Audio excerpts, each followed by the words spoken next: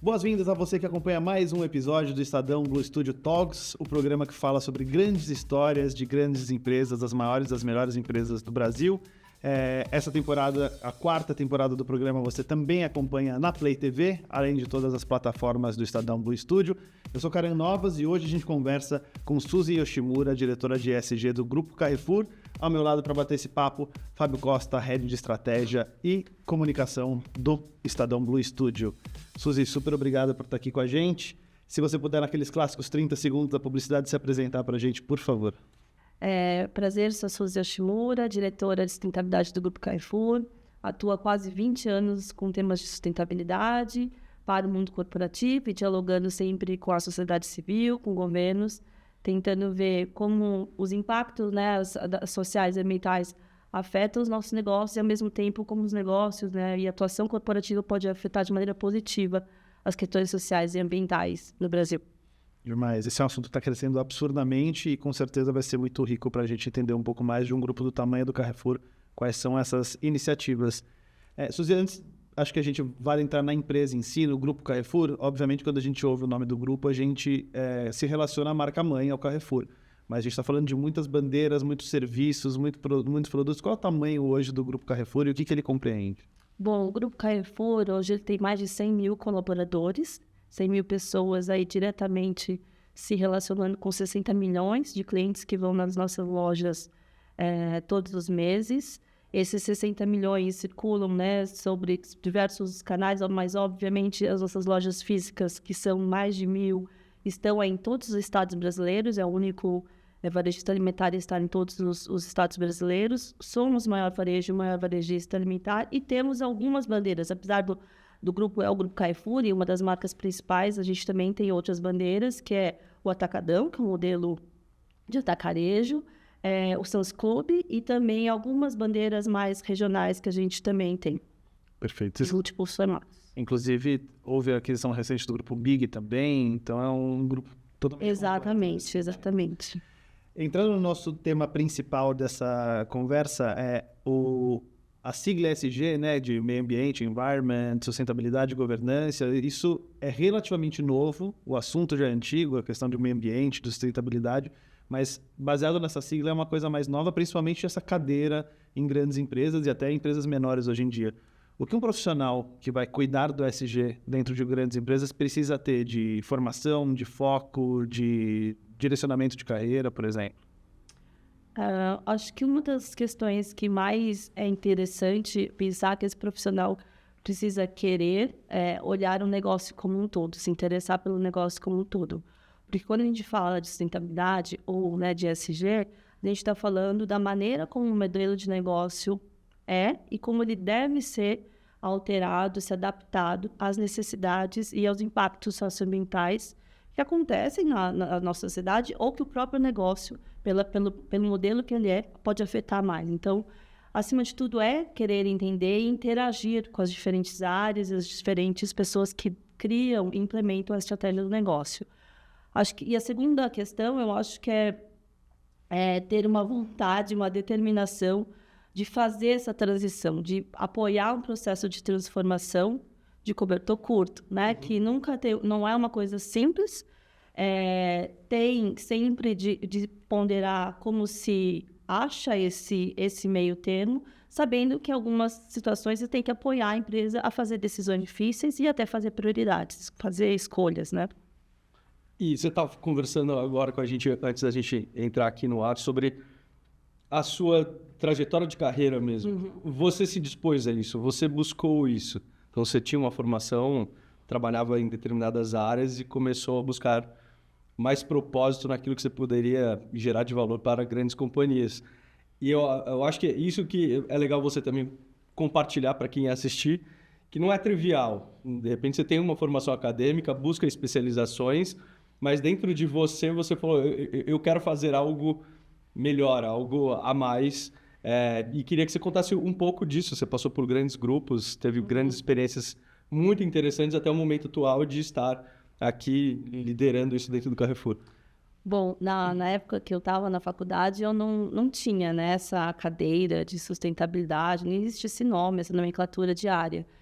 Mas eu tinha algumas atuações em movimento estudantil, em atuações ali, voluntariados que eu fazia, e eu achava que isso era, né, uma parte de mim e que eu teria profissionalmente uma outra atuação. E quando eu fui trabalhar nessa primeira empresa que eu trabalhei, eu comecei a ver que talvez eu pudesse tentar conciliar, mesmo não existindo ainda essa nomenclatura, né? Eu achava que era numa área de planejamento estratégico, porque na faculdade eu aprendia lá missão, valores, visão, né? Então, talvez fosse lá que as empresas definissem a sua nova visão, e foi lá que eu comecei a minha carreira, o que para mim foi muito interessante mesmo, porque me deu, mesmo como uma estagiária, um pouco mais de visão sobre o que se realiza e o grande desafio de você fazer as coisas serem implementadas. E foi com o tempo que eu fui entendendo, eu fui para a financeira, e foi com o tempo que eu fui entendendo, conforme ali o contexto socioeconômico das empresas foi se mudando e as demandas da sociedade para que as empresas tivessem uma atuação mais direta, né? Exatamente, eu fui vendo que talvez fosse possível eu conciliar.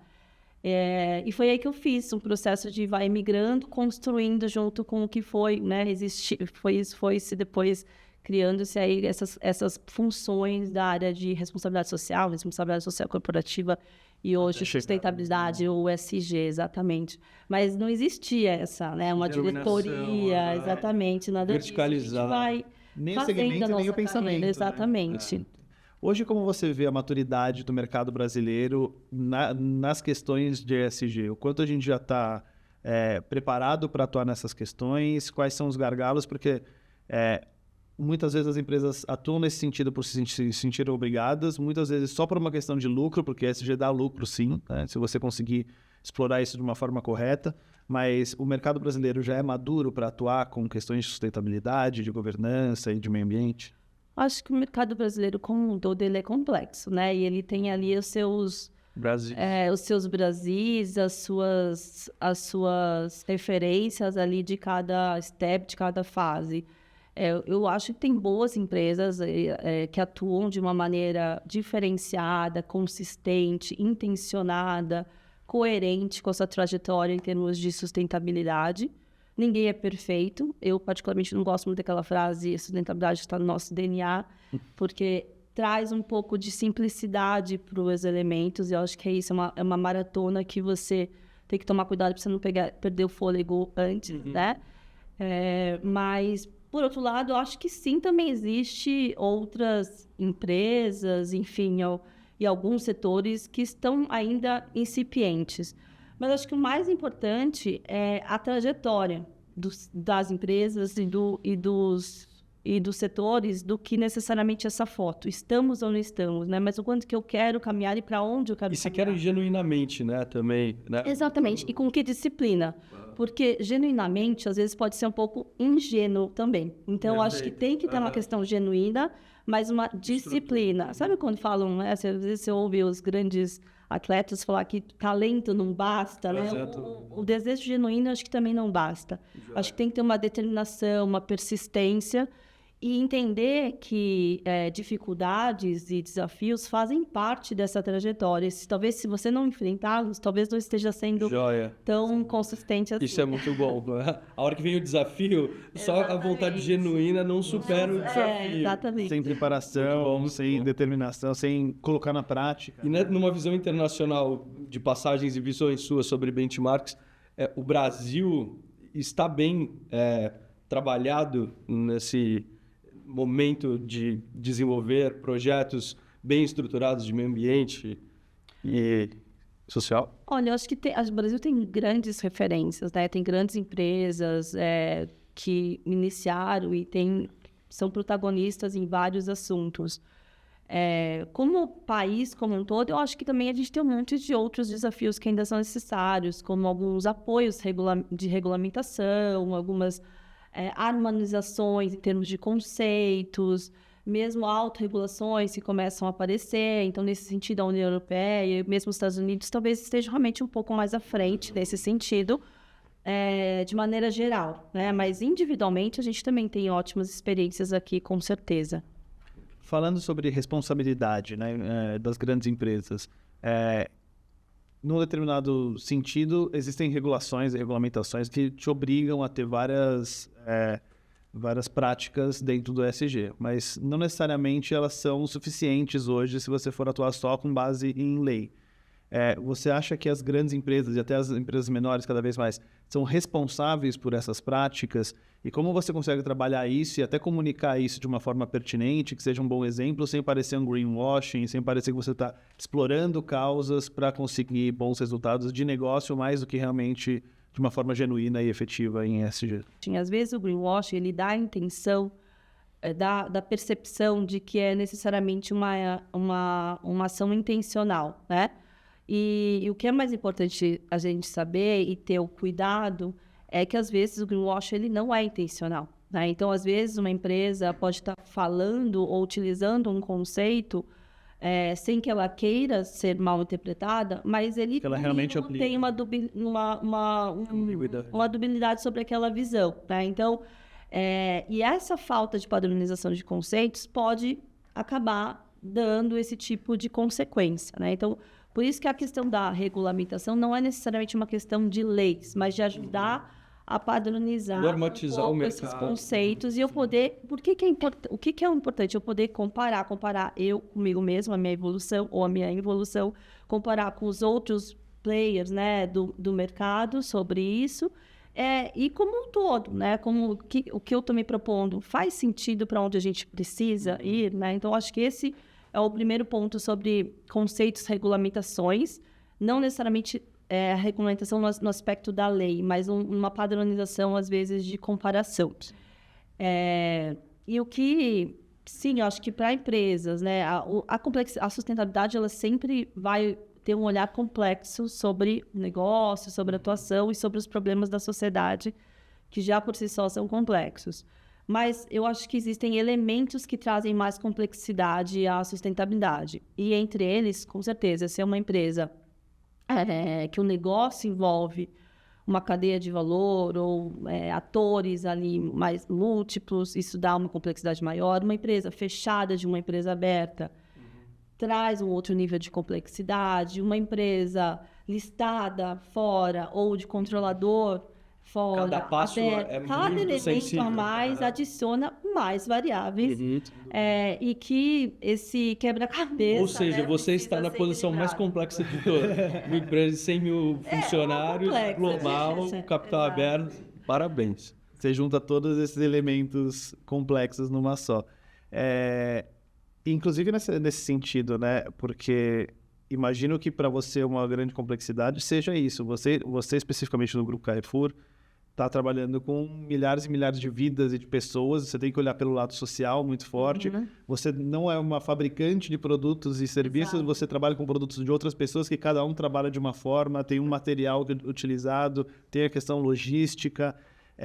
E você não só falando pelo Carrefour, mas por toda a sua experiência, por Natura, GPA e etc., você já percebe nessas grandes corporações uma maturidade de, inclusive, às vezes, mexer em margem de lucro e se trabalhar nesse sentido para ser mais sustentável, para ser mais efetivo em práticas que são necessárias para um quesito do ESG? Olha, a sustentabilidade, como eu comentei, ela é um cobertor curto, que você vai ter que fazer escolhas, priorizar essas suas escolhas e abrir mão de algumas coisas. Então, o tempo todo a gente está fazendo isso. E tem hora que você faz, né, no sentido de investimento, acreditando que aquilo vai, inclusive, dar retorno. Então, por exemplo, hoje nós temos uma iniciativa que a gente acredita, até porque estamos conectados com 60 milhões de consumidores, que a gente não está num ambiente onde trabalhar sustentabilidade para nós mesmos e investidores. A gente está numa relação que se conecta com a sociedade, porque estamos no varejo alimentar no Brasil, né? Então, como que eu trago essa perspectiva de produtos que tem uma cadeia produtiva, que gera valor, que compartilha valor, que distribui riqueza, mas que, ao mesmo tempo, possa ser acessível a 200 milhões de habitantes, né? Nesse caso, nós 60 milhões de clientes. Então, essa conta, por exemplo, da acessibilidade e da sustentabilidade, ela precisa fechar e ela não é simples. Vender, né, oferecer produtos que vêm de um processo produtivo, social e ambiental, de referência, mas que às vezes vai custar 200% maior, para o nosso modelo, não faz sentido. Né? O grande desafio, a grande pergunta é como eu faço isso, oferecendo isso para todos os brasileiros e brasileiras. Então, neste nosso caso, a gente tem programas específicos onde, sim, a gente está abrindo mão de margem, a gente está dando mais visibilidade, então, dando muito mais espaço a produtos de pequenos produtores, de agricultura familiar, de produtos vindos de comunidades originárias e que, às vezes, se eu não deixar essa visibilidade, inclusive reduzir margens e dar outros benefícios, regras comerciais diferenciadas, eu não viabilizo o produto e também não viabilizo para o nosso consumidor, a nossa consumidora, poder acessá-lo, experimentá-lo, valorizá-lo, vira um círculo virtuoso para quem oferece e para quem consome. Você conecta esses programas com ODS, com, enfim, iniciativas onde a gente sabe qual que é, de fato, o impacto positivo que isso gera para a comunidade? Sim. Uma das coisas que acho que é muito importante olhar para a sustentabilidade, que a sustentabilidade não é o que a gente gostaria de trabalhar, nos temas, né, que a gente gostaria de trabalhar. É nos temas que também a sociedade clama e que o nosso negócio pode também impactar, né, o negócio específico no lugar onde você está. Então, por isso que em metodologias das prioridades dos temas, faz-se o que a gente chama de temas materiais, né? Quais são esses temas que são mais relevantes, que inclusive podem impactar mais em termos de probabilidade, severidade, e a partir disso você conecta com as ODS, né? Que são, de novo, o que a sociedade está clamando como necessidade. E a partir desse cruzamento com os seus temas, mais as ODS e os indicadores, essas metas da ODS, você define a forma e a estratégia que você vai contribuir. Essa é a nossa forma de atuar e como as grandes empresas acabam fazendo também. Bem legal.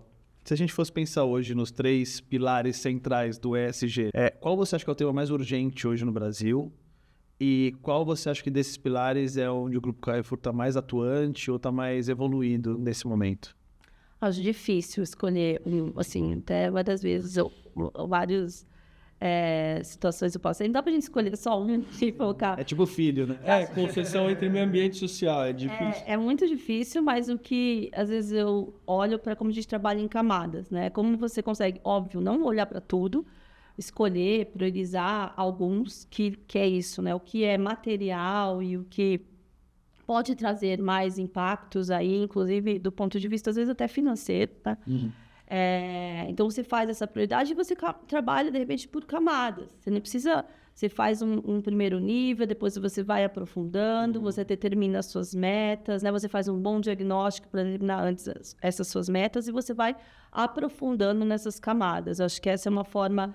talvez mais consistente, de inteligente, de ir validando o caminho. Ficar só num pilar só, porque outros públicos vão acabar dizendo, poxa, você está olhando para isso, é importante, mas e essa outra questão? E essa outra, né? Então, é muito difícil você não acabar contemplando mais de um tema.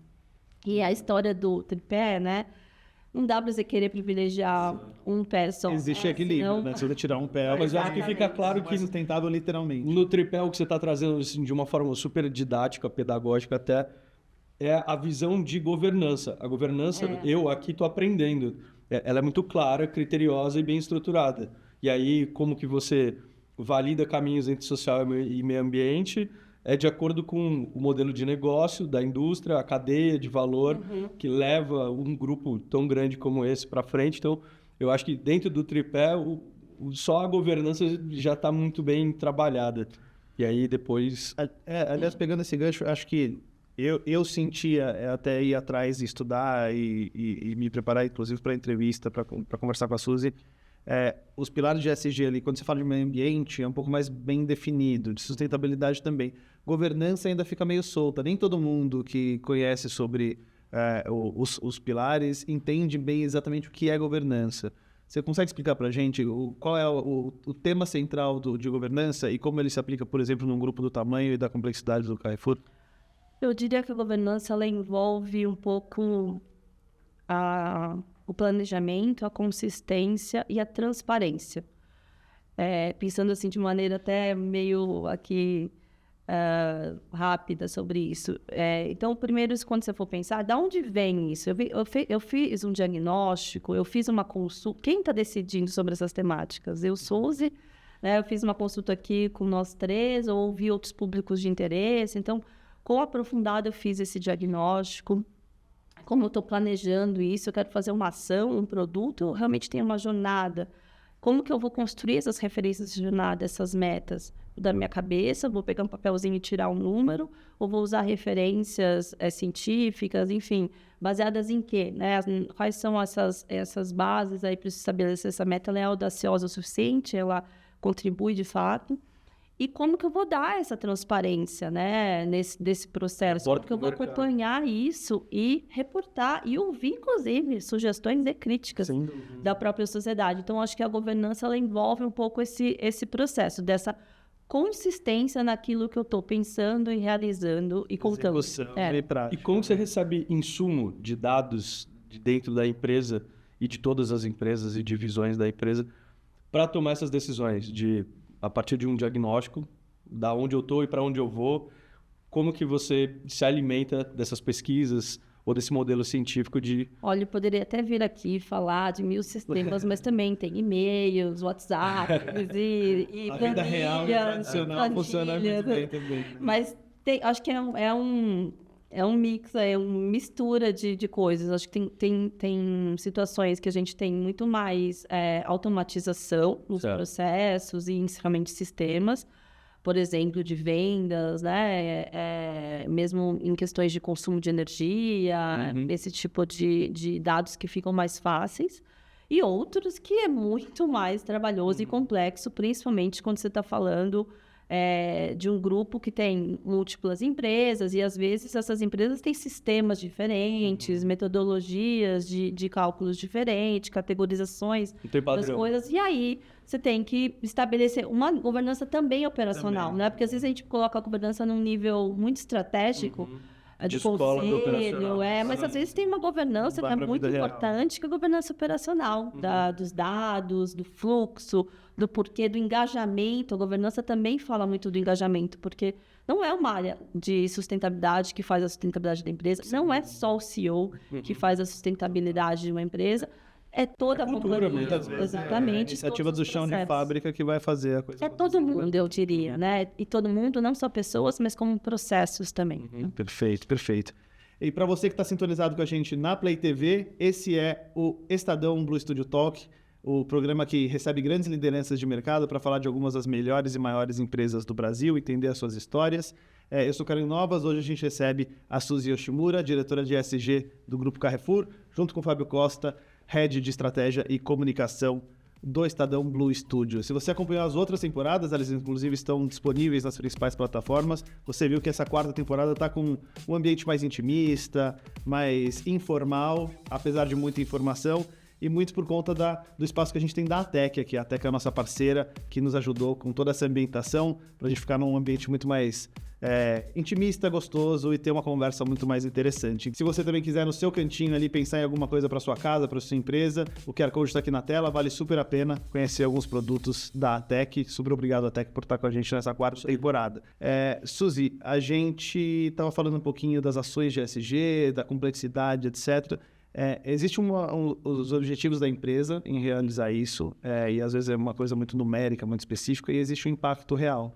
É possível hoje mensurar de forma efetiva impacto real na sociedade, no meio ambiente, etc., mais do que as metas de mercado e de negócio de uma empresa quando você fala em ESG?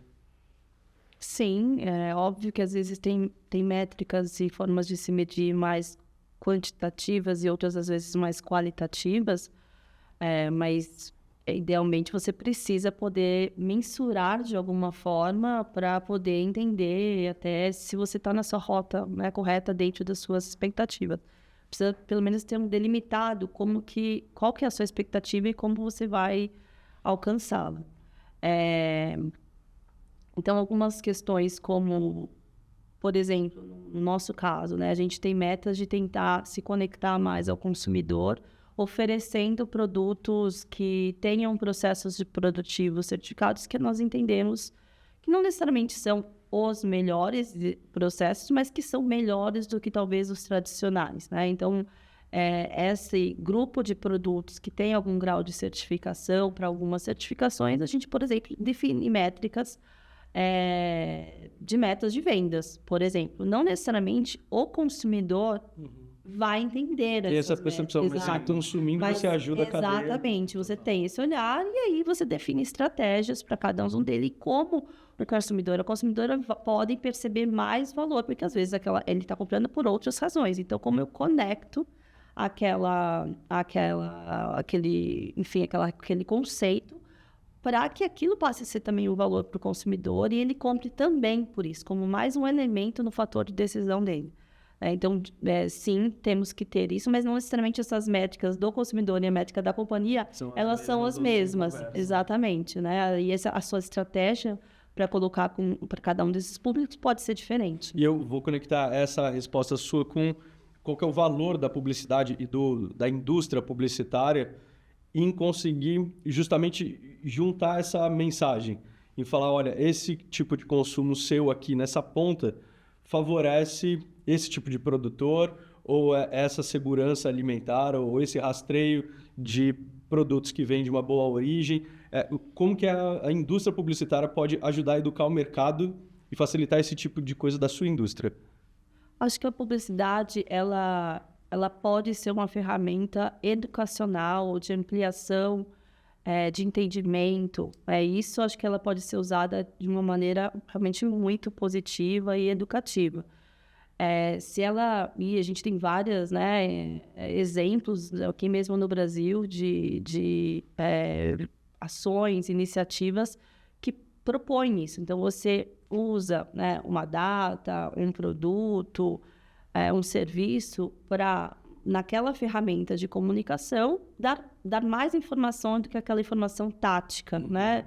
Você amplia um pouco mais, não para dizer, e aí só que é o ponto, você não é para dizer que o seu serviço ou seu produto é perfeito com aquele conceito, sim, mas trazer para o consumidor uma visão um pouco mais ampla sobre aquele assunto. Nesse sentido, ele é muito positivo, né? É aí que eu acho que vem as grandes referências de você saber comunicar de uma maneira diferenciada, porque o consumidor se conecta com aquilo e ele aprende. Exato.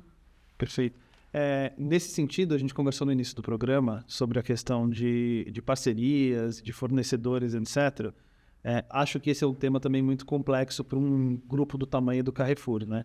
Vocês têm todas as suas políticas de ESG, todos os seus guides, etc., e trabalham com milhões de fornecedores e de parceiros, desde quem vende os produtos ali, porque vocês não fabricam os seus produtos, mas parceiros dos mais diferentes movimentos e mercados, né? Tem posto de gasolina dentro do Carrefour, vende pneu, vende alimento, perecível, não perecível. Existe uma prática e é possível que você incentive, controle ou restrinja parceiros hoje que também sigam essas questões de ESG, que também estejam alinhados aos valores de uma companhia do tamanho do Grupo Carrefour, por exemplo? Isso que você comentou do varejo, acho que é a dureza e a beleza de você trabalhar na área de sustentabilidade ou trabalhar em qualquer área do varejo e do varejo alimentar em particular. Mas sim, assim, acho que no caso do Grupo Carrefour, eu não posso dizer isso por outros setores do varejo, mas no caso do Grupo Carrefour, sim, a gente tem algumas regras que, de fato, eu brinco com os nossos fornecedores, que é a nota para passar de ano. Então, abaixo daquilo não dá. Óbvio, a gente vai fazer processos de apoio, né, para que as pessoas e empresas possam estar alinhadas, mas é aquela situação que é a hora da prova. Se a gente estiver naquela situação e que, de fato, não existem essas condições mínimas, que são os nossos requisitos de acordo com as nossas políticas, os nossos compromissos, aí o fornecedor realmente não pode ser homologado. E existem processos também pós-homologação, ele será mantido, né? Então, para cada um dos temas que a gente também prioriza, também existem essas regras. Qual é a regra para você continuar? E eu diria que tem um terceiro fator, que esse é o grande diferencial. Porque senão, como que a gente faz para reconhecer aquele que faz mais do que o mínimo?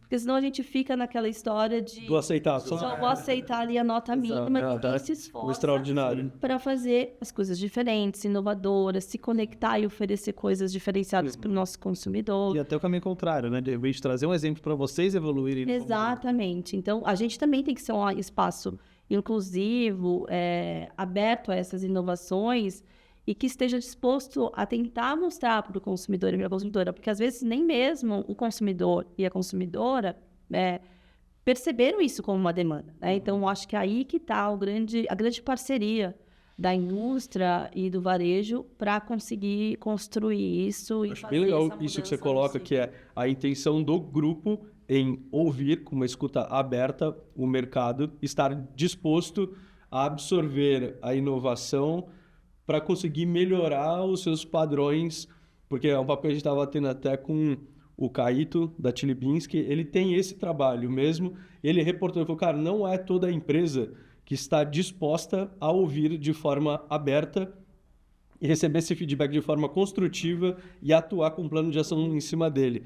E muitas vezes esse insight vem da questão da vida real mesmo. É o caixa do supermercado que tem alguma experiência, é a pessoa da faxina, é um fornecedor considerado menor que tem uma ideia ou que entende que a logística não está funcionando e pode ser muito melhor. Uma empresa do tamanho de um grupo Carrefour, se estiver muito fechada a isso, ou for muito burocrática, aí entra de novo a questão da governança principalmente, ela perde etapas ali, ela acaba se frustrando e não consegue evoluir nesse sentido. Com certeza. E a própria junção de todos esses atores, né? Você ter ambientes onde você possa ter um olhar colaborativo de diferentes olhares, ele também propicia a inovação, né? Às vezes, não é nem só o pequeno, nem o grande, mas é juntar o grande com o pequeno, juntar o cliente com o colaborador, né? Juntar a área comercial para a sustentabilidade. Essa junção de diferentes olhares é que traz, às vezes, aquele insight, aquela proposta diferenciada que um só não ia talvez conseguir. Tem outras empresas muito grandes ali, com outros modelos inteligentes, e essa troca eu acho que ela é muito salutar para o caminho. Com certeza. Eu acho que coalizões, né, instituições que têm esse objetivo de serem facilitadoras, provocadoras, né, porque às vezes é isso também, ela vai provocar, ela vai dar uma cutucada ali. Eu acho que elas são muito positivas, por estarem um pouco mais fora, eu diria, e trazerem uma visão um pouco mais isenta, trazer um olhar mais transversal. E uma das outras questões é isso, de poder juntar diferentes empresas, até diferentes, às vezes competidores, enfim, que estão ali e estão fazendo cada um no seu quadradinho e que, de repente, podem ter trocas, podem ter coisas pré-competitivas, enfim, que faça sentido se complementar aí umas às outras. Acho que isso é um ponto, inclusive, fundamental da sustentabilidade. Não tem como você fazer uma agenda em carreira solo. É o mesmo, né? Tá fazendo... Atuar sozinho não é sustentável. Exatamente. Nossa, grava essa frase. Muito bom. Suzy, vamos falar de parte prática. Acho que a gente está evoluindo muito no entendimento do que é o ESG, do que a gente pode fazer, etc. O Grupo Carrefour, com certeza, tem um portfólio rico de ações. Com certeza você já fez iniciativas, campanhas, além do dia a dia da evolução tradicional. Existe uma ação, uma iniciativa, uma campanha, uma ativação, alguma coisa que seja do seu xodó, que você leve ali como exemplo de um case de sucesso no ESG, por exemplo? Bom, não diria que tem um xodó, porque eu tento não ter apego aos projetos e aos nossos compromissos ali, mas sem comprometimento. Mas acho que tem alguns exemplos que a gente pode dar, alguns mais, né, do ambiente corporativo, outros mais ligados aos nossos consumidores finais. Uma das agendas mais importantes, com certeza, é a redução, nosso compromisso de redução das emissões, que é de reduzir em 70% até 2050. Acho que o grupo, com um histórico de aquisições, isso às vezes é super complexo, porque você está num caminho e, de repente, adquire um outro grupo. Que não necessariamente já está alinhado. E aí você não sabe o histórico, como você faz para alinhar a sua estratégia ou redefinir, né, a sua estratégia. Então, acho que esse foi um trabalho que foi feito aí nos últimos 2 anos, 1 ano e meio, 2 anos, que a gente fez, e que a gente reajustou essa jornada. Estamos aí com em caminho de chegar a menos 38% da redução das emissões. e de um nível de transparência que eu comentei, com auditorias, né, com processos, com envolvimento de áreas que eu acho que nos mostra que a gente está num caminho bacana. E, por outro lado, existem outros compromissos nossos ligados ao nosso próprio modelo. Então, nós somos um grupo que está com 60 milhões de clientes, está no Brasil inteiro. Somos, predominantemente, um negócio de varejo alimentar. E a fome no Brasil, ela é algo que, infelizmente, né, retornou a patamares que a gente precisa, né, voltar a trabalhar de uma maneira muito mais intencional, muito mais com foco da nossa estratégia. Então, existe uma grande frente nossa com relação ao combate à fome, desde as questões das ações mais emergenciais e humanitárias, como também de questões estruturantes. Então, a gente tem uma parceria que eu acho muito interessante com o Ministério do Desenvolvimento Social, que é contratar, né, dentro dos nossos colaboradores, contratar pessoas que estão hoje no Cade Único, né, no cadastro ali, que estão recebendo auxílios sociais. Quando você tem uma intencionalidade de fazer isso, é uma coisa muito interessante, porque você não só gera uma renda, você gera uma perspectiva de autonomia, uma perspectiva de desenvolvimento, e você consegue tentar acompanhar e apoiar o desenvolvimento socioeconômico deste grupo, desses colaboradores que a gente está aí apoiando, contratando. Então, eu acho que esse é um ponto super também interessante. A gente tem uma meta de ter 10 mil até o final de 2026. Eu sei que a gente já está caminhando. É bastante coisa. E é isso, acho que é mais a perspectiva de como você aprende com esse número, né? Com as pessoas e com o impacto que você está gerando, como isso vira um ciclo produtivo para os 130 mil colaboradores que a gente tem. Essa iniciativa ela é bilateral, Carrefour e Ministério, ou é Ministério com várias outras instituições, buscando trabalhar a infraestrutura? Um dos primeiros, mas o Ministério tem, sim, várias parcerias. E essa que a gente está falando aqui, a sustentabilidade não é uma carreira solo, né? Acho que é isso, você fazer parcerias, seja por meio de coalizões com outras empresas e com a agenda de políticas públicas é extremamente importante, porque vamos voltar ao ponto, né? A sustentabilidade são os temas da sociedade, né? Então, a gente precisa conectar isso com políticas públicas também. Sem dúvida. Conectando esses dois universos, inclusive, né? Você falou de como a publicidade e a comunicação podem ajudar nesse sentido, e a Suzy trouxe alguns exemplos práticos e efetivos de resultado. Eu me lembro de um case de Carrefour, do Carrefour Paris, né, de 2018, se não me engano, que chama Black Supermarket. É um case onde, na França, na União Europeia inteira, existia uma restrição muito grande para trabalhar a venda de sementes e de legumes que não fossem dentro de padrões já transgênicos, etc., por conta de tamanho, sabor, etc. Os mercados simplesmente não podiam vender essas coisas, e essa campanha do Carrefour criou mercados negros dentro do próprio Carrefour, enfrentando essa questão e assumindo as multas para mostrar que existia uma diversidade de produção, pequenos produtores deveriam poder trabalhar com outras sementes. Comprou essa briga e mudou a lei, e por isso que foi tão premiada, ganhou o Grand Prix no Cannes Lions, etc., por mostrar isso, assim, a gente precisa até... Se posicionar, né? Exato, e até a diversidade de sabores de alimentos e tal, ajudando pequenos produtores. Então, empresas conectadas com esses valores enfrentam as legislações, o padrão de mercado para dar um passo além. E acho que é isso, né? A criatividade da propaganda, da comunicação, junto com uma empresa consciente e que aceita tomar esses riscos, eu acho que podem fazer casamentos... Na tua visão, pegando a consciência, essas novas gerações, elas têm já uma visão de mundo mais consciente em função do consumo mais consciente? E daí podia... Olha, essas gerações atuais, elas têm uma percepção de mundo diferente, assim, com certeza. Algumas questões, alguns valores que não se percebe, né? Ou se percebe no nicho de algumas outras, essas mais jovens têm isso de uma maneira mais generalizada, digamos assim, né? Ou em proporções maiores. Então, por exemplo, a questão de bem-estar animal, né? Produtos ligados aí que contemplam o bem-estar animal é um exemplo disso, que você vê em outras gerações também, mas talvez numa parcela menor. E em públicos mais jovens, você vê isso num percentual muito maior. Mesmo a questão de é você deixar de comprar determinados produtos, né? Até eu acho que pela característica do jovem também, mas essa questão de você abrir mão daquele produto, você percebe que isso existe às vezes um pouco mais nas pesquisas, e uma preocupação de você às vezes se alimentar melhor. Você vê, de novo, vê isso em todas as gerações, mas talvez em mais grupos específicos, né? Mas com uma tendência de comportamento crescente. Exato. Eu acho que o jovem, essas gerações, elas começam a perceber uma coisa que é muito real.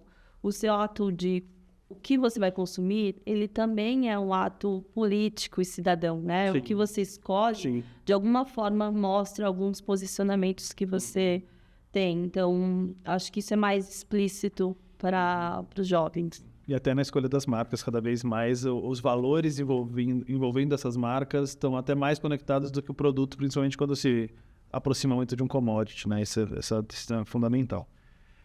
Suzy, a gente chegou num momento especial que a gente tem aqui o nosso Blue Card Biotech, a nossa parceira aqui no nosso ambiente do estúdio.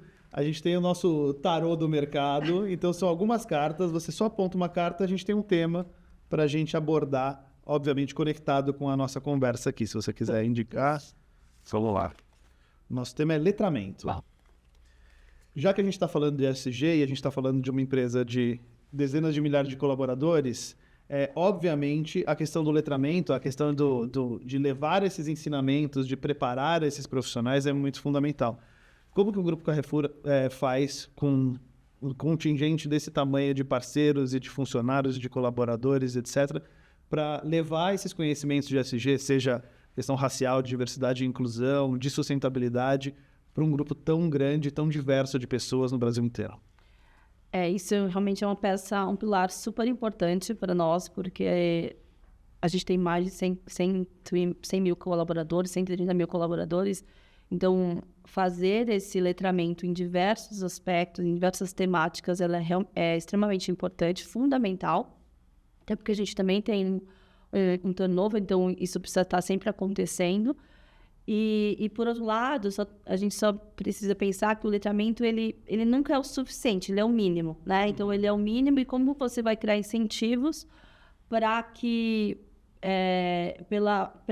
que a gente possa oferecer outras formas de instigar exatamente o desenvolvimento, como também daquela pessoa criar uma curiosidade dela mesma, criar seus próprios caminhos de absorver outros conhecimentos e ajudar a empresa a retornar com esses novos conhecimentos para aquilo que é as suas próprias atividades. Então, a gente tem um processo junto com a Universidade Corporativa que apoia isso, e eu acho que esse é o ponto importante para a sustentabilidade. Se ela for fazer estudo sozinha, uma área, for ter que fazer a parte educativa, né? Fazer a parte de métricas, fazer a parte de comunicação do produto, não tem como, é impossível. Então, o processo de você envolver as áreas, mas com essas áreas tendo conhecimento sobre aquilo, é extremamente importante, e obviamente com o aporte técnico, o apoio das áreas como de sustentabilidade, diversidade e outras tantas. No caso do letramento, a gente faz exatamente isso. Então, você tem situações onde a gente simplesmente apoia a área de educação corporativa dentro dos conteúdos que ela já tem, contemplar aspectos mais aprofundados que envolvam aqueles mesmos conceitos de liderança, gestão, enfim, métricas, e olhar para as questões de sustentabilidade, algumas gerais e outras específicas. E tem alguns que são treinamentos ou formações mais aprofundadas sobre aquela temática. E a gente tem o conteúdo, mas às vezes não tem a didática, ou não tem a forma. E aí é que, de novo, vem essa dupla, né, para conseguir construir isso. Um exemplo é o próprio letramento racial que a gente tem. Essa foi a terceira edição, esse ano é a nossa terceira edição. Então, todos os anos a gente desenvolve em conjunto, com mais o apoio de consultorias e especialistas na temática, para poder construir algo que tenha consistência, que tenha profundidade, que comece do básico, porque muitas vezes a gente precisa começar do básico, mas dar um aprofundamento e sempre inovar em termos de didática, metodologias que encantem, que engajem. Eventualmente é a dúvida de alguém que está assistindo aqui também, numa empresa tão grande como a sua, e está numa outra companhia muito grande. Qual que é o time ou a estrutura que a Suzy tem para fazer isso de forma transversal? Você tem uma galera de marketing sua, um designer, ou você aciona todo mundo e cada área tem um projeto junto com a Suzy, com os seus entregáveis? Como que é? Eu tenho pessoas que trabalham dentro de sustentabilidade, mas muito mais para ajudar a conceituar e dar o direcionamento e depois fazer um checkpoint, eu diria assim, de como as coisas estão indo e para depois poder dar transparência, as auditorias e o reporte. Então, a gente olha essas duas pontas, né, e acompanha o processo. E, a partir daí, quem faz são as próprias áreas. Então, se, de fato, a sustentabilidade quer estar para todo o negócio, a área, né, de RH, de gente, precisa olhar também para a sustentabilidade no que se refere às questões de desenvolvimento, de contratação, de formação, né? É a área de marketing que vai precisar olhar para a sustentabilidade no que se refere à comunicação, a diálogo com o consumidor, a lealdade desse consumidor conectando os atributos socioambientais. É a área financeira que também precisa estar envolvida para dialogar com investidores, bancos, enfim, fundos. Então, na verdade, existem todas as outras áreas precisam olhar para as questões de sustentabilidade como aquelas temáticas entram nas atividades deles. Eles não são necessariamente, vão fazer um projeto para sustentabilidade, eles vão conectar a sustentabilidade nas atividades do dia a dia ou nos principais projetos que eles... E aí você tem um time que fica fazendo follow-up com várias Exatamente. Aí sim, eu tenho um time que talvez tenha uma pessoa mais conectada com o time do comercial, né? Que compra e se relaciona com os fornecedores, outro que lida mais com o time interno de recursos humanos, de gente, outros com o time de marketing. Aí sim a gente tem essas pontas. Exato. Para a gente finalizar, Suzy, pensando em futuro, em futuros práticos, assim, como você enxerga o futuro do ESG corporativo num curto prazo? O que a gente precisa fazer para que isso realmente se torne cada vez mais efetivo em todas as empresas, não necessariamente só nas grandes corporações? E o que a gente pode esperar aí no curto prazo também de alguma ação interessante do Grupo Carrefour que vocês estão pensando para esse futuro? Bom, em termos de sustentabilidade, tem gente que fala, né, que o sonho é deixar de que a área exista. Eu já não penso tanto assim, porque assim como a área financeira, né, ela sempre vai existir, e não significa que as pessoas das outras áreas não vão olhar e se responsabilizar pelos resultados financeiros. O que eu imagino é que a evolução da área de sustentabilidade. Eu imagino que cada vez mais a área de sustentabilidade das empresas que têm mais maturidade nessa temática vão ter que executar menos e dar mais realmente os novas diretrizes para os novos desafios que cada vez mais se conectarão com a sociedade civil e com a agenda de políticas públicas que a gente estava falando, né? E parar de fazer aquele seu projetinho próprio. É isso que eu imagino. Então, as lideranças de sustentabilidade cada vez mais serão articuladores desses grupos de multi-atores de diversos setores, né? E sobre o que esperar pelo Carrefour, não sei se pode dar insight aqui, mas eu acho que a gente tem essa agenda. O Carrefour se propôs a liderar esse processo de transição alimentar, a liderar a maneira como se produz, como se vende, como se comercializa, como se consome alimentos.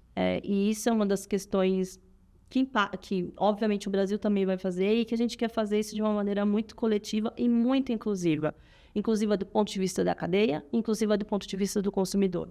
Então, os nossos próximos olhares sobre isso, a gente acabou de lançar um programa voltado a uma gôndola específica de produtos vindos de povos originários, né, de povos indígenas, quilombolas, uma gôndola específica de produtos que são da origem do bioma amazônico e produzidos pelos povos que cuidam da nossa biodiversidade, no caso da Amazônia. E a nossa ideia é trazer outras iniciativas como essa, como a gente tenta conectar o consumidor a fazer parte de uma rede que traga impacto positivo em que todos nós, né, que a gente se orgulhe. Você não precisa ir para a área de sustentabilidade para se conectar com o propósito. Num piloto regional, isso numa distribuição nacional, isso. Acho incrível. A gente começou com 3 lojas, mas a nossa ideia é chegar a 50 até 2026. A gente começou com um portfólio mais reduzido. E cada vez mais é mais difícil de fazer a seleção desse portfólio, porque tem iniciativas incríveis, né? E não é só a oferta, é toda essa dinâmica de relação com esses fornecedores. É fazer uma relação comercial de regras comerciais diferenciadas. escolher lojas que façam mais sentido para eles, porque os desafios logísticos existem, né, para esses produtos. Fazer com que esses produtos não só vendam, como sejam recomprados, né? Não pode ter uma compra, só tem que ter recompras. Né? Então, essa é a grande... É o grande desafio que a gente está se propondo e que a gente, com certeza, quer colocar o consumidor, todos os clientes do grupo para fazer parte desse processo de transformação. Demais, demais. Esse é o Estadão Blue Studio Talks, a 4ª temporada do Estadão Blue Studio Talks, o programa que fala com grandes líderes para entender algumas estratégias especiais e viés de negócio de algumas das maiores e melhores empresas do Brasil. Hoje a gente teve o prazer de conversar com a Suzy Yoshimura, diretora de ESG do Grupo Carrefour. Ao meu lado também o Fábio Costa, Head de Estratégia e Comunicação do Estadão Blue Studio. Se você perdeu algum episódio, você deve ver algumas reprises aqui na Play TV e também pode encontrar todas as outras temporadas e os outros episódios nas plataformas do Estadão Blue Studio Talks. Eu sou Caio Novas e espero você no próximo episódio. Até lá.